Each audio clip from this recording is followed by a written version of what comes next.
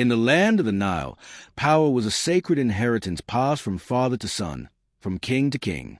Yet, in the 15th century BCE, one woman dared to challenge this tradition. She rose above expectations, crowned herself pharaoh, and ruled one of the greatest civilizations in history. Her name was Hatshepsut, the woman who became king.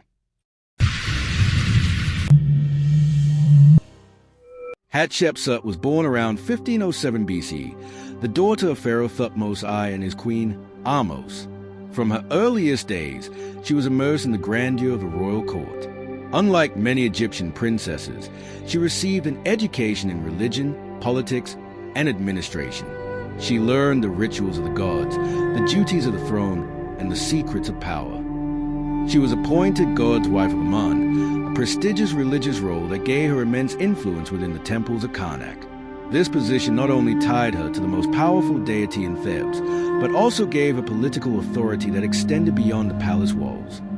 Hatshepsut married her half-brother, Thutmose II, a common practice to secure dynastic power. But their union produced only a daughter, Nephio. When Thutmose II died young, the throne passed to his infant son, Thutmose III, born to a secondary wife.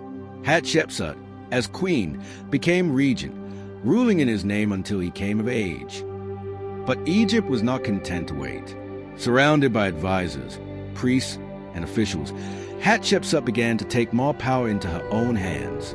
Within a few short years, she made a bold and unprecedented move. She declared herself Pharaoh of Egypt. Hatshepsut did what no royal woman before her had fully achieved. She claimed the throne not as queen, but as king. To cement her rule, she adopted the symbols of pharaonic power.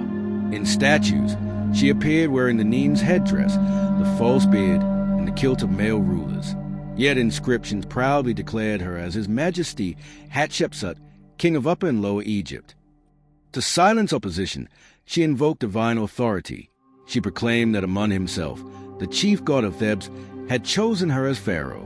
According to temple inscriptions, her birth was a result of a union between her mother and Amun, making her not only royal by blood, but divine by origin. Hatshepsut's reign, lasting over 2 decades, brought Egypt stability and prosperity. Unlike many kings before her, she did not seek glory on the battlefield. Instead, she focused on wealth, trade, and monumental construction. Egypt thrived under her steady hand. Her most famous achievement was the expedition to the fabled Land of Punt, a place rich in exotic goods. Her fleets returned with incense trees, myrrh, ebony, gold, and even exotic animals.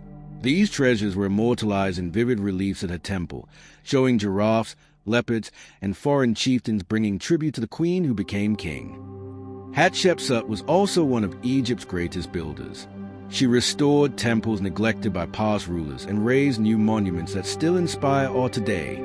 Her crowning achievement was a mortuary temple at Deir el-Bahari, a masterpiece of symmetry and grandeur, rising in terraces against the cliffs of western Thebes. She commissioned towering obelisks at Karnak, carved from single blocks of granite, reaching toward the heavens in honor of Amun. These monuments were not only religious symbols, they were political statements. Every stone declared her legitimacy and her greatness. But Hatshepsut's story did not end in triumph. After her death, her stepson Thutmose III ruled alone. Years later, a campaign began to erase her memory. Her statues were smashed, her images defaced, and her cartouches removed from temple walls. For centuries, her reign was buried beneath silence. It was only in the 19th century, when archaeologists uncovered her temple and inscriptions, that her story emerged once more. Piece by piece, Hatshepsut's reign was reconstructed from the fragments that survived her attempted erasure.